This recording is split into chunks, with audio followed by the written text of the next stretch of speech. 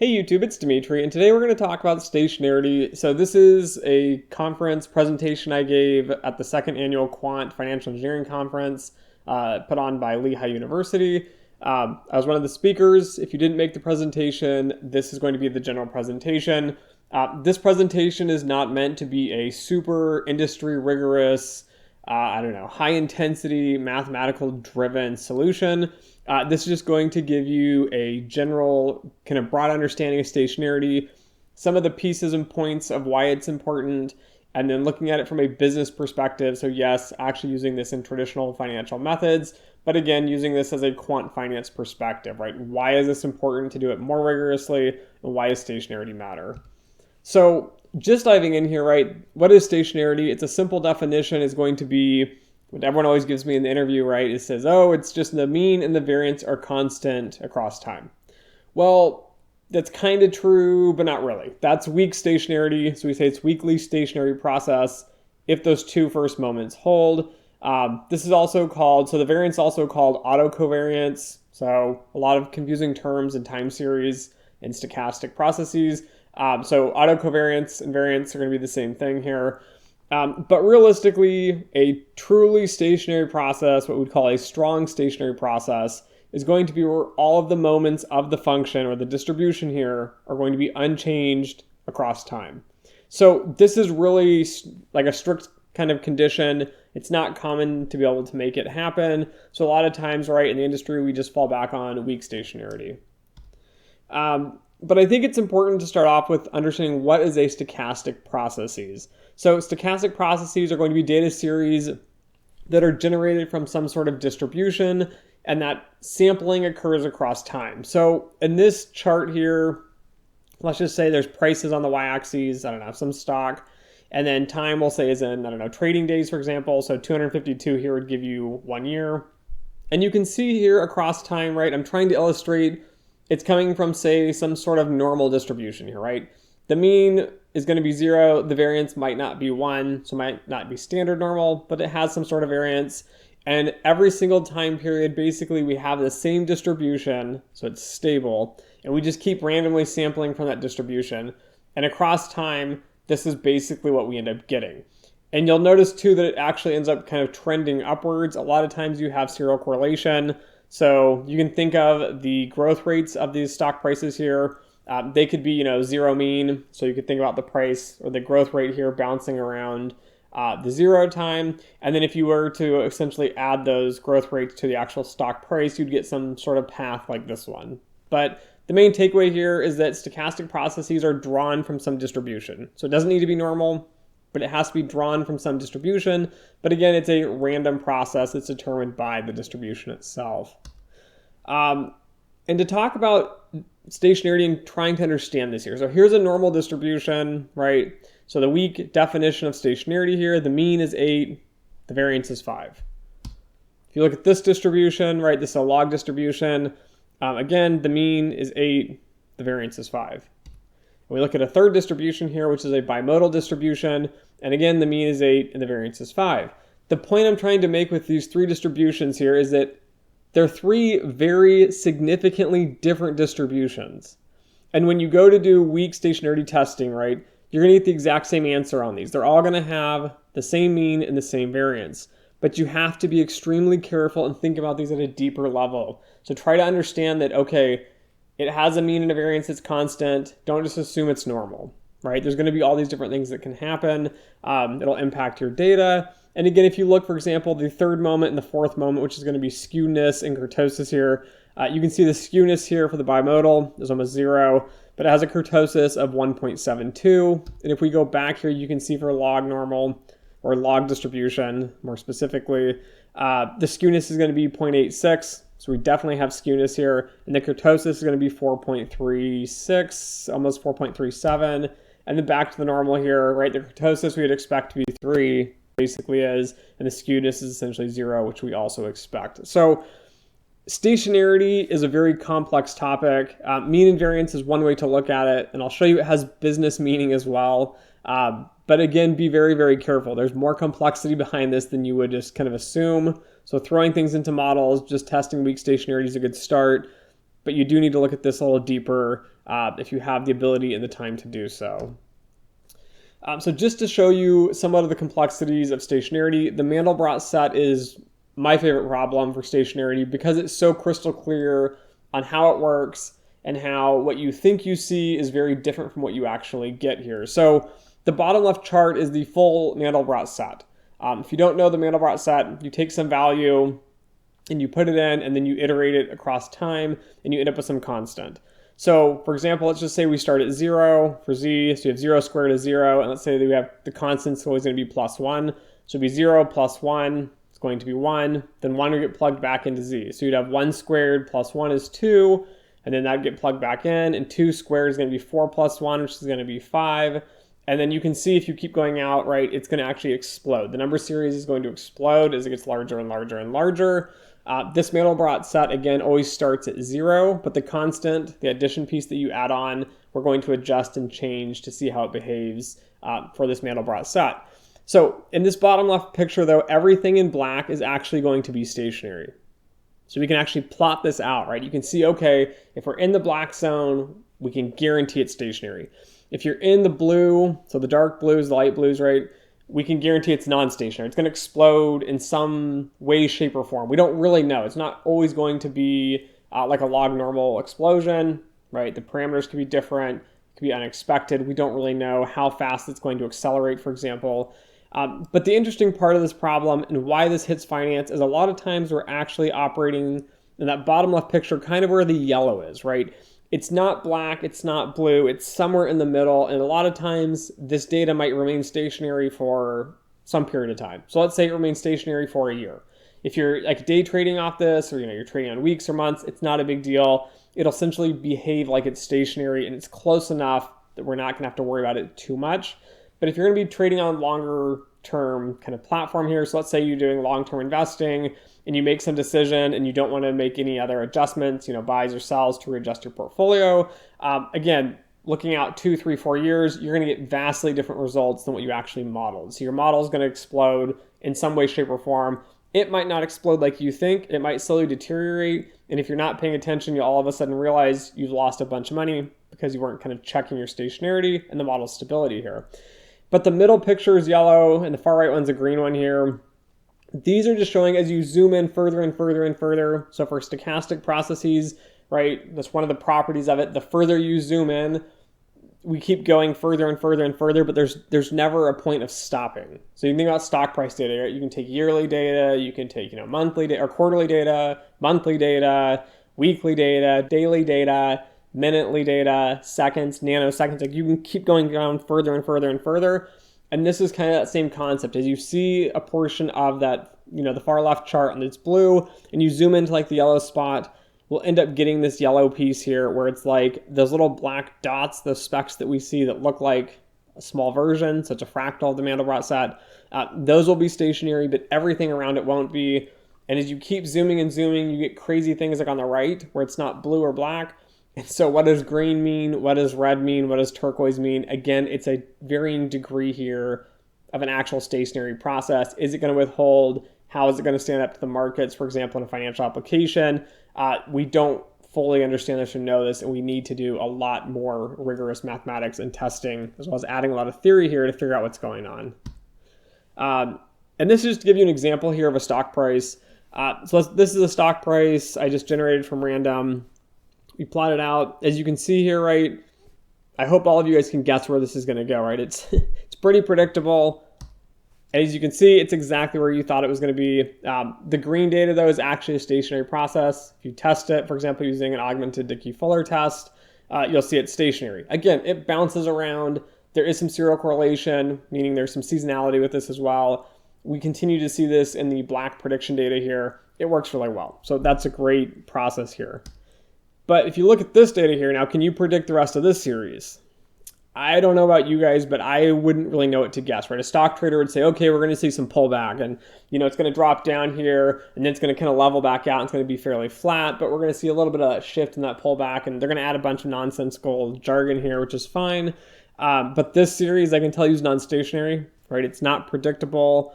It doesn't seem like it comes from a stable distribution. And I can tell you from testing this with an ADF test that it's not stationary. And again, you see kind of this weird trend where, yeah, perhaps there was some pullback or whatever you want to call it, but then there seems to be another explosive run, and then it kind of flattens off, and then it kind of arches again, right? The pattern, the volatility here, it's just kind of off the charts. We don't really know where this is going. It's not easy to predict. And again, this is not stationary. So how do you go about testing stationarity, right? I've seen people do really ridiculous things. Like they'll just calculate the mean of one data set, calculate it of another one, and say, the before and after of, your mean and your variance is close enough. It's stationary. That's not good enough, guys. You need to use stats to do this. So I'll mention here at the bottom left of this presentation, there are a variety of stationarity tests. There's the KPSS and the PP. I like to use ADF, so augmented Dickey-Fuller, just because it's the industry standard. I understand it the best. I've spent a lot of time working with it. All the big banks are using it. Also, so these charts in the bottom right actually come from SAS. SAS implements this very well. And of course, David Dickey, it sounds like from what I've heard, he worked with SAS to make sure these are correctly implemented, put together. And SAS is by far the best software I've seen for time series because of this. But ADF test is testing for a unit root, which is what all these tests test for.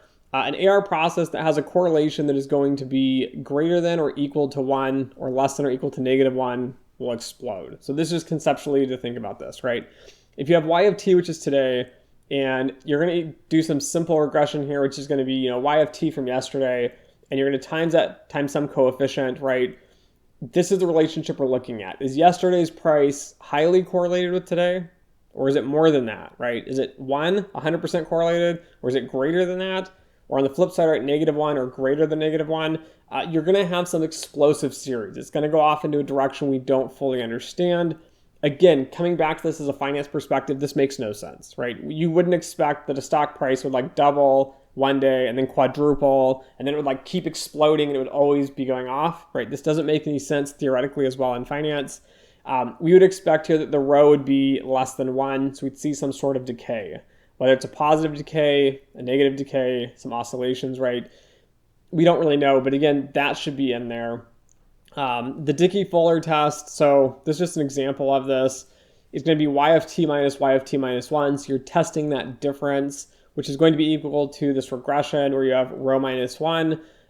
We're testing to see, right, essentially if this correlation, so in this case, it's rho minus 1, but we're trying to figure out if that correlation is going to be greater than 1 or equal to 1 or -1, because what we're trying to see here is that going to be explosive? The only difference between the Dickey-Fuller and the augmented Dickey-Fuller is Dickey-Fuller tests one lag. That's not good enough in finance. You need to be testing what I consider a full cycle. So, for example, when I worked in CCAR, I still work in CCAR, but we typically like to do at least one full year because we believe a lot of the financial data that we're looking at, whether it's credit, operational, right, even some market risk data, we expect there to be some sort of annual trend. If we can capture a full cycle, then we can ensure that we're not having some sort of high correlation, right? So you think about, I don't know, spending always increases, at least in the United States, around December, November, because we have all the holidays. So you would expect there's going to be a very high correlation from year to year. There's a possibility you're going to have non-stationarity because that correlation might be kind of growing or expanding or exploding. And so we need to think about that as a full cycle. So you need to be testing all of your lags here. The chart on the bottom right, though, is an example of the testing.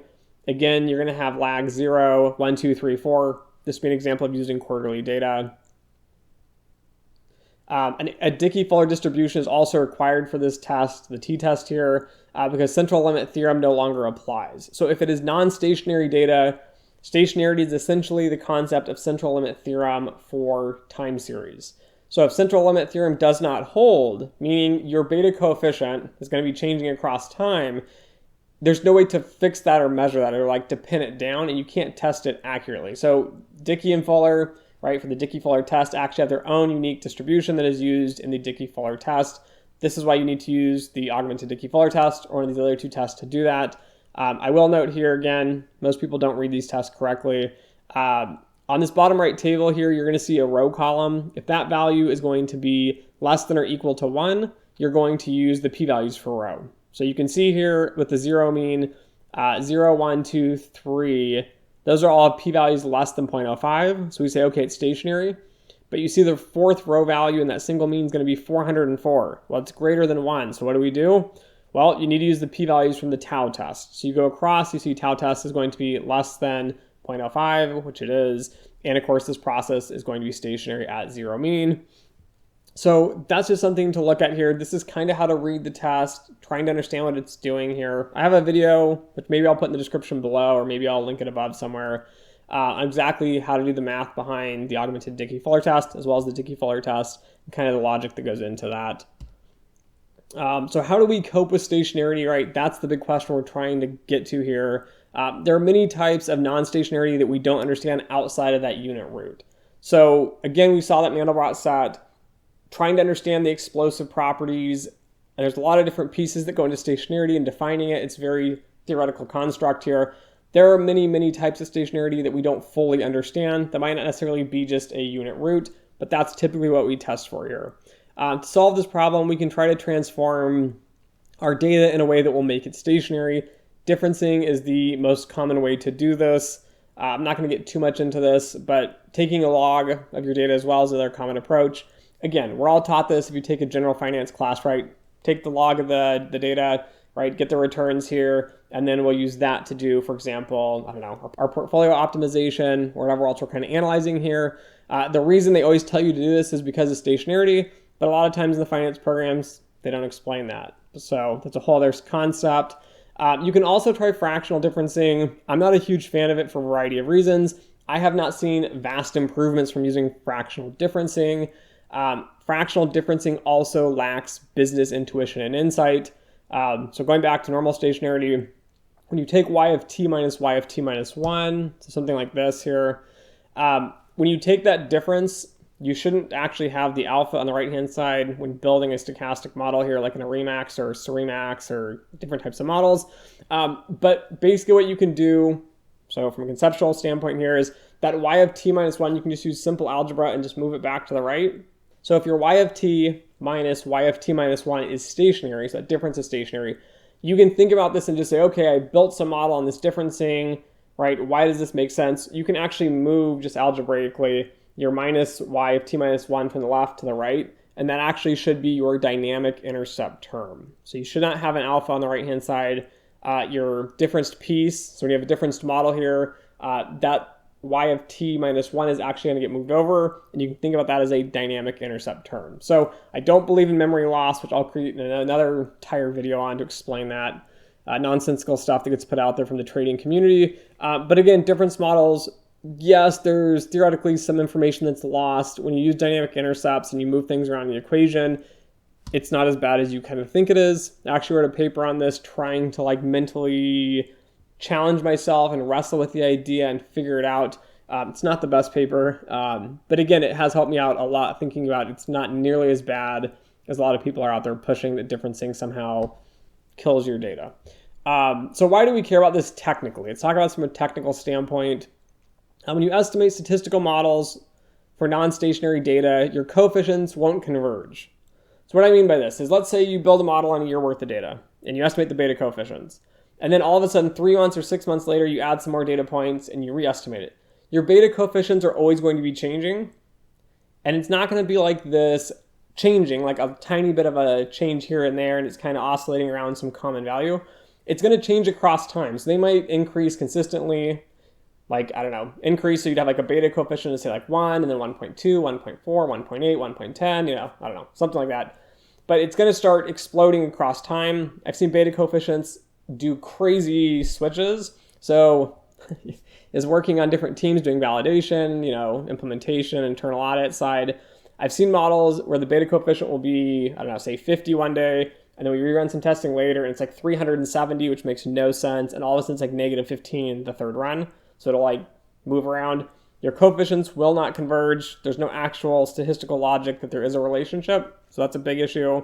Like I mentioned, central limit theorem does not hold and the p-values are inaccurate. So when you build a model on non-stationarity and you run it and you go, oh, the p-values are significant. So it's okay, we can do that. Well, central limit theorem no longer holds, so those p-values don't really have any meaning. So you can't really use them anymore. So you do need that stationarity component there. And then finally, the one thing that a lot of people can't stand when I say, which is spurious regression occurs correlation occurs, and people come up with a nonsensical rationale on why it's actually causation. So I've seen everything in the books. I've seen business people sit down with me and explain, okay, this relationship causes this relationship, and this is exactly how it works. This model makes complete sense. And then we run these through CCAR, and it fails, 6 months later at DFAST, and all of a sudden they look at it and go, oh, well, no. That relationship is the opposite, because now we'll see a sign change in that beta coefficient. So yes, this does happen. Don't confuse yourself with your business logic and try to come up with relationships in your head and try to justify them. These are spurious regressions because you have not built a solid model, because your data is not stationary. It should be stationary before you even get to doing model fitting. And then on this, why do we care from a business side? So as a business side here, there are a few reasons. They will fail after a very short period. Sometimes, like that Mandelbrot set, you get lucky and your stationarity might hold out a little longer, which is fine if your model's kind of holding there. But again, it's risky. We don't really know when it's going to blow up. But the first reason why this is super risky is model usage risk. So let's say you're using this for pricing or volume predictions or credit operations or I don't know, any of these different areas here, and you make a bet or you make some sort of business decision here, right? You're going to say, okay, we're going to buy, I don't know, $100 million in this share or this commodity, or I don't know, we're going to make loans to these people, and you make this model and you make the loans. You could result in millions and millions of dollars in losses, which I have seen very adverse effects when validating models and testing parameters for non-stationarity in models. But anyways, yeah, you'll see a lot of money losses. So dollar impact from a business side, you're going to look like an idiot. You'll build some model, you'll falsely believe in it. This is where the business side a lot of times comes out and says, we hate quant finance. It's a bunch of nonsense and too much technical jargon. You're over complicating everything. That's because the people building your models don't really understand what they're doing. So big losses monetarily can happen. Redevelopment cost is huge, but banks don't talk about this a lot, or trading firms, I don't believe, at least not from what I've seen. Let's just say you have 2 employees and it takes a quarter of a year, so 3 months to build a model, and $120,000 is your average salary for these 2 employees. So you do 2 employees times quarter year times $120,000, that's $60,000 to build the one model. If that model fails and you have to rebuild it every single year, right? These 2 employees are going to be always building this model every year, right? You're spending $60,000 every year, or more or less, depending on how much you pay your employees, depending on your development time, and a variety of other factors, including revalidation employees, which I didn't include in here, and internal audit and talking to regulators and all that. It's a lot of money. But if you could just build one model and it lasts, instead of 1 year, say you last 2 years, or maybe 3 years or 4 years, right? All of a sudden you're saving thousands of dollars in manual labor and employee costs and frustrated employees. And again, right, you have development, validation, implementation, internal audit, regulatory meetings, and senior management discussions, right? It can cost you a lot of money on the business side. So redeveloping every year because your model essentially only holds the one time you build it, it's going to cost you a lot of money. And then the third point here is that, yes, I've used these models in CCAR practices. I can see them running every 6 months, and I've seen p-values go from extremely significant, so less than 0.001, all the way to 0.98 plus. So meaning your model, your estimation process and procedures, assuming it was stationary and it wasn't, you thought, okay, it's almost like smaller than a 0.001% here. So I don't know, super, super small to 0.98%. So we're almost guaranteeing it's wrong 6 months after you build it, right? That's not a good situation to be in reputationally. Again, losing money on the operation side as well. It's just not good for businesses. So when we build these models and it has non-stationary data, you're essentially just gambling here. You're not actually creating solid models. And again, you're going to create false hope in people. And when the markets crash, your models will extremely explode and you'll have no idea what's going on. So again, we care about stationarity because it makes predictable pricing, predictable models, and predictable usages, and it saves us a lot of money in the long run for redevelopment costs. So I'm going to go over 2 business cases here. The first one's going to be CCAR and DFAST, which I've kind of been talking about. And then finally, I'm going to do a super, super simple portfolio construction example. I'm not going to go into super details as that would be an entire other video. So for those of you who don't know, the efficient frontier. Here's an example though for CCAR and DFAST, and I'll explain this a little bit if you don't know how CCAR and DFAST works. So you have some goal, right? You need to predict some type of account. It could be assets, liabilities, I don't know, different things. So it could be for stock positions. It could be for, I don't know, the amount of mortgages that you hold on your books. It could be for your credit portfolio. But you have this black data here, which is going to be your historic values. And then you need to predict 3 separate scenarios. They're going to be blue, which is going to be your baseline. So if the market continues going as we expect, we get blue. If you have an adverse scenario, so a slight kind of recession, we have a yellow line. And for something severe like the 2008 financial crisis, we should see severely adverse, which is the red line. The Federal Reserve actually provides you the scenarios afterwards. So you build a model, you have essentially your scenarios in your book that you're going to use to build it. And then the Fed comes out and provides you new scenarios that you have to plug into this model and see how they perform. Why does this impact banks? Why does it even matter what the model says? The reason being is that banks have to hold capital for this. So if the red line is severely adverse, all of a sudden is massive, massive losses in your model, then you need to hold a lot more capital on your books to ensure that you don't have a financial loss, right? You don't have some crazy bankruptcy event, you don't go bankrupt. The last piece here, though, is that we need to forecast 9 quarters from only one point in time. So there's no refitting here. So you can't use something like a Kalman filter where every month in like a nine quarters, so I mean 27 months here if you did monthly data, you couldn't refit every month when you get new data. You have to say, okay, at the end of this black point here, what are our losses going to be and exactly what path are they going to take over 9 quarters? So that's a really challenging problem to do. Again, banks spend a lot of money, hire a lot of people to do this, and having good models will save banks money so you're not holding too much capital. So having really good model developers and validation teams here will save you a lot of money because you're not redeveloping constantly, and as well, you're not holding a lot of excess capital on the books that you might not need to hold. So Remax style models are super common for CCAR and DFAST modeling. I do see OLS is usually misused and abused as it doesn't address issues with serial correlation inside of data. There are other approaches, again, trying to fudge and screw with OLS to make it work. It doesn't work in most cases. Again, if you have stationary data, doesn't have serial correlation, you could use it. If you have data that's not serially correlated in general, you can try to use some sort of OLS regression. But again, having serial correlation in your data, which almost all time series data, almost all banking data is going to have, using OLS is not the best idea. Technically, it's Remax, be seasonal, autoregressive, integrated, moving average, exogenous model. Again, I'm not going to go through too many of the details on that, but the entire equation needs to be stationary, meaning the dependent variable on the left-hand side, the independent variables on the right-hand side, including the moving average and autoregressive terms, and the residuals also have to be stationary.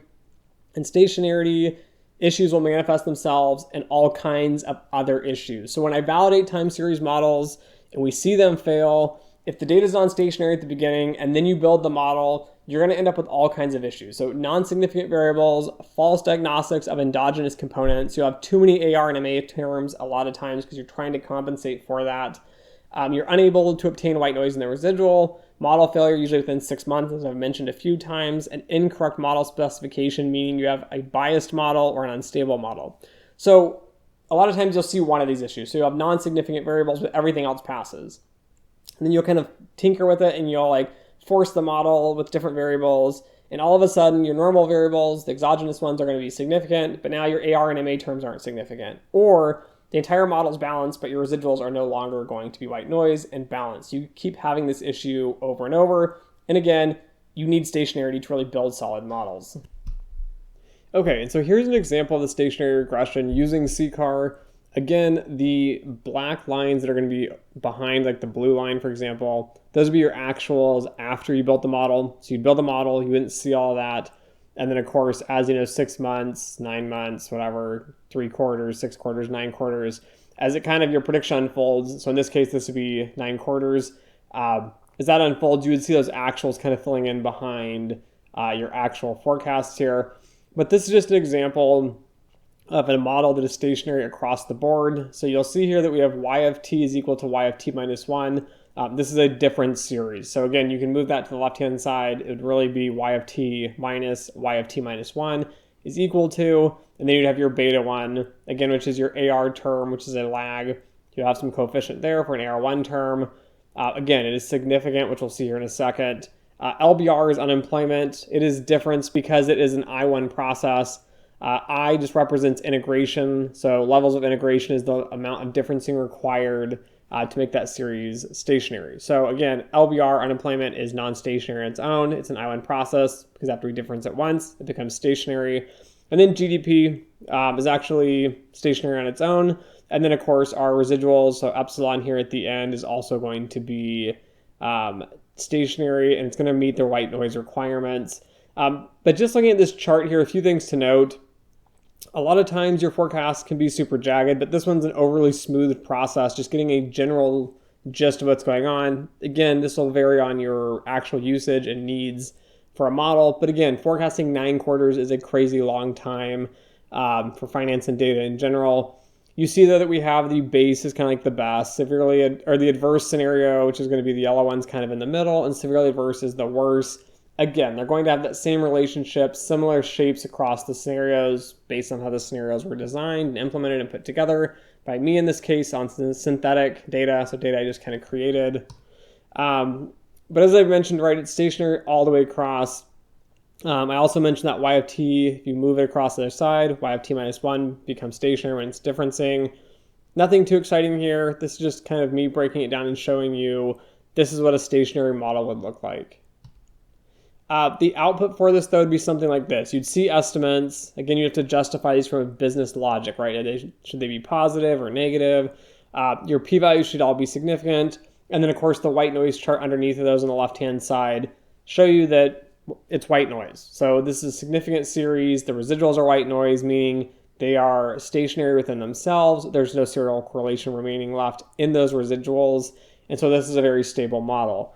Now, if you were to refit this, say 6 months later, so a lot of times you do a refit just for testing to see how it performs. And you can see here that the p-values are going to change. The estimates, again, they're going to change. You should never expect them to be the exact same as new data is added.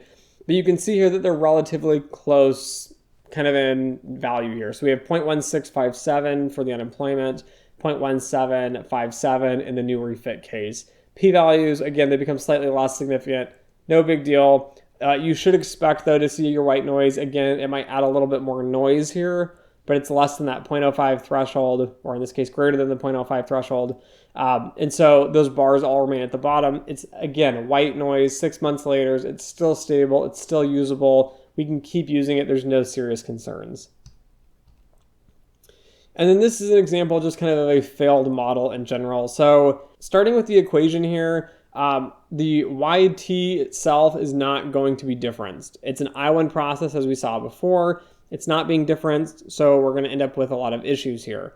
The yt minus 1, again, is on the right-hand side, but it's actually being regressed with a beta coefficient of 1. We're going to try to estimate that. This will end up causing other issues. So in this scenario, you end up having to add another AR term, which is an AR7 term in here, to help compensate for the AR1 term. Why? Because it's misspecified. So not differencing, so not making a 1 stationary, ends up a lot of times adding these extra AR terms, which you don't need. And then you get weird lags. So lag 7 is actually a seasonal lag here. And then again, if we don't actually difference unemployment, LBR, and it's an I1 process, we're going to have issues, which we'll see in a second. GDP, again, it's just thrown in. Luckily, it's stationary. And then again, your residuals are going to be I0, but I have them in red because we're going to talk about how they're actually not going to be meaningful here in a second. But looking at the chart though on the top as well, again, it's the exact same actual data, but you see one thing wrong with this is the ordering. So the blue line, which is the base, is in the middle. It should be on the top. Some scenarios you can have them inversed, where the blue one's on the bottom, yellow then red.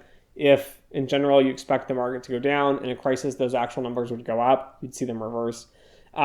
But in this scenario, we would expect blue on top, then yellow, then red. They're in a wonky order, and yes, I've seen this. I've seen people actually model this and submit models and things I've done like this, and actually I've worked with data, I developed it, and then you start looking at scenarios and weird things happen because you miss something, right? The model specified incorrectly. You'll get weird ones. The other point here is it doesn't fit well. Okay, even the blue line, we're only for some reason fitting the very tail end of the data for the base. Again, that's where you fit that model at. It's going to be on the blue data. There are issues there. Something's not right. As you can see from the equation, right, we have some non-stationary components. It's not predictable. So as I mentioned, y of t is an I1 process and it wasn't differenced correctly. This is going to be super challenging to model. And to be honest with you, it's not possible. So that's an issue. The AR terms I mentioned, you're going to have unreliable AR terms. When you refit these, a lot of times they'll bounce in and out, and that's going to be a problem. LBR, again, should be different. The coefficient will likely fail in the future, so we'll see this here in a second. And then GDP, Again, we got lucky it's stationary on its own, but it doesn't fix the model. It's just going to be kind of sitting in there, and it might actually switch and have beta coefficients bouncing around, because now as the other ones are kind of moving up and down because they're non-stationary, GDP is going to have to adjust to kind of compensate for that. So that causes more issues. Now the relationship even on GDP is no longer reliable. And it says here the residuals are stationary during fitting. However, they will fail in the future, in the near future, due to the model structure containing non-stationary components. So yes, I've seen plenty of models with non-stationary components. The residuals are stationary. They look good. They look amazing. And again, it's going to fail because there are other issues with the models, which we can't really see here until we go later down the road and do further testing. So again, on the left-hand side, right, we built this model. We had two AR terms, GDP and unemployment. Everything's significant. We think it's amazing and great. It has white noise, so it meets all these tests. It's not serially correlated, but it just has non-stationary components, right? What's the harm in that? That's what you're kind of thinking on the business side, and even on the quant side a lot of times. And then you run it 6 months later, and we typically see something like this on the right. So like LBR unemployment, it's still kind of remaining, I don't know, significant here, right? P-value is less than 0.05, so we're kind of okay with that. But the magnitude of the coefficient is really high now. So it went from 0.04 to 1.4. So again, that relationship's not holding. Statistically, it's still there with the p-values, but impact-wise, trying to understand the logic, why is it all of a sudden changing by so much, doesn't make a lot of sense. GDP, again, was stationary, but now it's non-stationary because the other components are forcing it out. So there's things that are forced in, things that are forced out. So even though it might be a good variable, helps with your model, we saw in the last example, it's not going to work here because we have other issues that are kind of playing into the dynamics here of the model. Again, the AR1 term becomes insignificant, hasn't really deviated, right? The estimate's the exact same. But the issue here with the AR7 term is it went from positive to negative. So now these relationships are flipping. Yes, this is super common. So I know, kind of surprising for a lot of people. But when you build these models, you think they're great and they're wonderful, and you depend on the left-hand side 6 months later or your next cycle that you're running, depending on your granularity of your data, you'll see massive failures.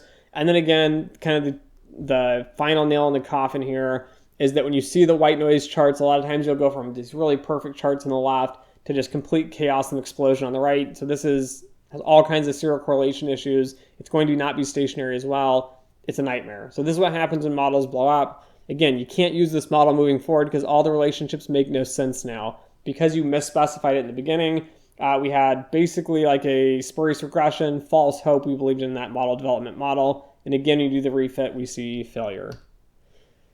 So that's kind of the CCAR example here. Let's dive into an efficient frontier. So just kind of basic review for everyone here. Modern portfolio theory attempts to select a portfolio that has the lowest variance given an expected return. There's no assumption about the distribution of returns here. So I see this a lot. People say, okay, it has to be normal. No, it does not have to be normal. That's not required. Again, let's just talk about this a little bit from a theoretical standpoint, right? The mean is going to be your expected return. The variance is the volatility or the amount of risk in there. So we have return, expected return, and risk. And not surprisingly, right, this definition of weak stationarity is going to be a constant mean and a constant variance. So you can see here we're starting to tie these things together, right? We want things that are going to be predictable. So stationarity means predictability. If you have good predictability, when we go to construct these portfolios, they'll actually hold up longer and give us expected results. I just picked 4 of my favorite stocks here. So Bank of America, Tesla, Coca-Cola, and Facebook. Again, modern portfolio theory attempts to select a portfolio that gives the lowest variance given an expected return. So what this means is you want to select these 4 stocks in this example.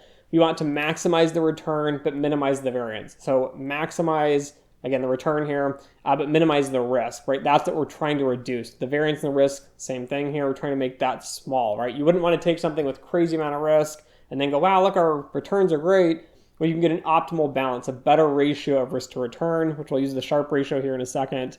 Again, these stock prices clearly are not stationary, so you shouldn't build a model based on these prices. As I mentioned before, right, you can use the returns, which is the same concept of differencing. So if you look at the returns of these, the stocks are going to be stationary from some period. Again, to get around this, you're going to be needing to do some rebalancing based on different shifts in periods, right? That's going to be required in all finance. We all know that, right? Rebalancing is kind of part of the game here. So again, modeling future prices is not the best idea. Modeling returns, though, again, if you can check to see if they're stationary, it's the best. If you can get time periods where they're more stationary and you can build on that, you'll have better results. So how reliable is modern portfolio theory? Let's look at kind of these tables below, and we'll talk about the stationarity and kind of like rebalancing horizons here. So let's just tear this down real quick here. You have Bank of America. So we took data from 2015 to 2020. Okay. And then we said, okay, let's split that up into 2015 to 2017. We'll look at data from 2018 to 2020. So the reason for doing this is because a lot of times you take data, some historic period that you think is a full cycle or an economic condition here, and you take this as a sample and you build an efficient portfolio on it, right? We've all done this as well in school. And then you add on 6 months or a year or something, and all of a sudden, all those weights that we selected are completely different now in the future, right? So it's like, is efficient frontier even working, right? It's nice and frilly, and it has a lot of business insight and financial logic and reasoning, but is it working, right? A lot of times people kind of give up on it and they throw their hands in there and they say, well, it's kind of hard, or you kind of say, okay, well, yeah, I believe in it, so I'm going to do it one period, and then I'm just going to rebalance and select new weights the next period and over again. But kind of looking at the data here, I'll explain why you can use stationarity to kind of fine-tune things a little bit. But in general here, you see that in 2015 to 2017, this top left table, we had 14% in Bank of America, 5% in Tesla, 12.75 basically in Coke, and about 68% in Facebook, okay? Then you move forward from 18 to 20, so no surprise here, right? Nothing goes into Bank of America, nothing goes into Coke. Facebook is minimal now at 13%, and Tesla is at 86, 87%, right? We all know this is going to happen because Tesla had a massive spike in their stock price. The returns are huge. We'd expect that people would want to hold that. Again, we didn't know that in 2015 to 2017, so we were holding only 5%. And again, if you had all of the data together, so that 15 to 20, you'd say, okay, put about 50% in Tesla, 50% in Facebook. And again, right, looking in that rearview mirror, looking at that historical data, it's like, of course you would put, half in Tesla, half in Facebook. The theory works, it makes a lot of sense, but the issue is we can't see the future. So that's kind of the issue with this. But one thing we can do is we can do ADF testing. So we can do augmented Dickey-Fuller tests, the stationarity testing here, and we can look and see how many days on different time periods. So you can take different samplings of years, for example, you can break them up, do 15 as 1, 16, 17, whatever. But you wanted to look at the stationarity across that data set. If you take the data here, so we looked at, I believe, all of the data, 2015 to 2020, we can see the ADF test is going to say that this data for Bank of America fails at 205 days. Okay, Tesla fails at 124 days, Coke fails at 270 days, and Facebook fails at 198. So trying to think about this logically, right? Coca-Cola is that really, it's that cash cow, right? It's that stable growth, kind of stable business here. It's just kind of churning along. We would expect the stationarity on that to be very long, right? It's not going to like jump crazily. We don't expect Coke to all of a sudden have a massive spike and then drop and then go all over the place, right? It's Coca-Cola. It's the same business, the same products. They're adding some new products here and there, but we don't expect a lot. The riskiest stock in this bunch, again, was Tesla. We all kind of knew that. It was a wild child. People have been speculating on it for years. Again, it has the shortest ADF period for failure. So again, after 124 days, it's going to fail. And then Facebook, again, would probably be, the second riskiest at 198. And surprisingly, Facebook is somewhat near Bank of America. Bank of America is at 205 here. So, and I give you the variances on the side just so you can kind of see the baked in risk here. So again, we said Coke was the safest, has the lowest variance. Tesla was the riskiest, has the highest variance. So again, Bank of America and Facebook are kind of close. They're about the same.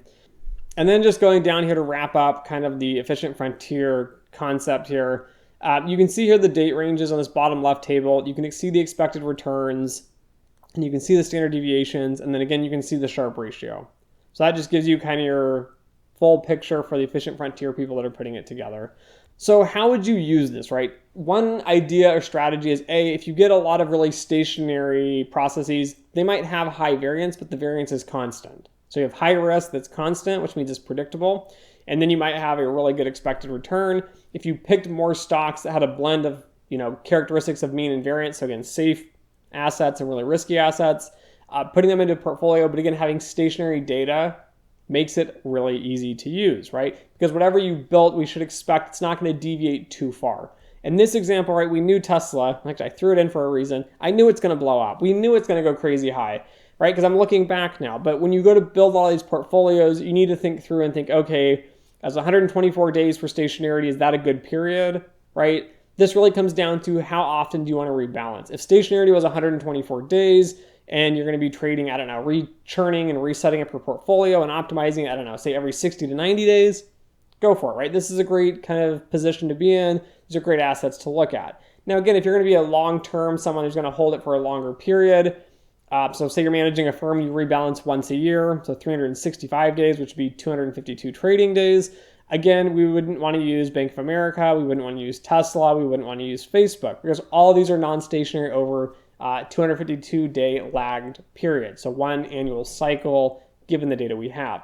So this is just a simple example trying to show you, if you look at the stationarity, you take it into concept just for doing this, you could find how to select a better portfolio that's not going to change as much. So again, you might want to throw things in that are riskier. You might want to throw things in that are kind of like, I don't know, crazy unpredictable.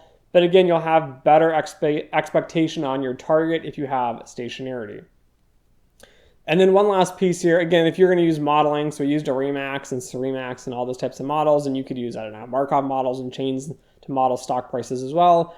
But if you're going to model the stock prices, you can actually predict out those forecasts. You can even have base, adverse, really adverse, like we do in stress testing. And if you had all of those, that would actually give you another window here, and you could create these kind of buckets and say, okay, 2015 to 2020, and then you could create those models, say from 2020 to 2022, and then you could use that as like a testing period on your models and give the scenarios and say, okay, this is what we think is going to be the base. This was a stable model. It has a lot of stationarity within the model, so the whole model structure is stationary.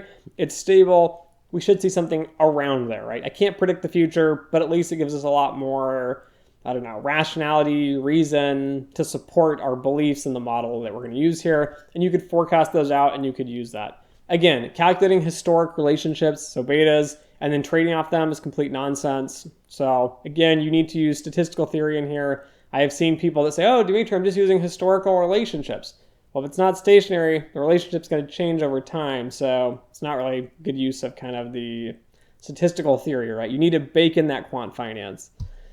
And then finally here, let's just look at business cases. So a bunch of other real world examples here. So again, regulatory models, we covered CCAR and DFAST. There's also CECL and IFRS 9. Any regulatory purpose here, you're going to need models for predictions, forecasting. Stationarity is going to apply to all of that. Interest rates, a risk-free rate, is used in almost everything. Again, the risk-free rate's always moving around. Now we're like at an all-time low. Is something going to happen? It's going to cause it to spike. We don't know. Again, you need to use stationary data, trying to figure out how to cope with these, risk-free rates. A lot of times they're pretty stationary because they're not jumping around too much. But again, time value of money, capital asset pricing model, and derivative pricing are examples of how it's, those interest rates are baked in. Those need to be stationary, where you need to cope with them and figure out how to make them stationary for your model. Portfolio construction with the efficient frontier or other optimization methods I just mentioned, right? That's all going to depend on stationarity of your data. Any pricing, stocks, bonds, credit products, commodities, that's all going to require stationarity, right? All those prices going in, again, all the components like risk-free rates, interest rates, all that. And then finally, derivative pricing. So yes, Brownian motion, the entire foundation of what the Black-Scholes model is built on requires stationarity. Any sort of stochastic calculus, any sort of modeling, any sort of time series theory, financial theory, again, it all hinges on stationarity of your data. So that's an assumption you're going to be making for everything. And then just to wrap this up here, right? The real takeaway from this entire presentation is that you're balancing simplicity and complexity, and that is hard. So if you have a really simple model and you can do it really simply, and it's stationary, we know it's dependable and it's reliable, build something simple. But a lot of times, right, you might have long-term and short-term dynamics, so you might need to get even more complex and use like error correction models or vector error correction if you have multiple relationships they're trying to predict in both directions. Again, most of finance is going to be built on this concept. Statistics, even data science. So yes, those of you that are a big fan of data science, AI, machine learning, and all that, it is all dependent on stationarity. So anyways, thank you guys for watching. And as always, until next time.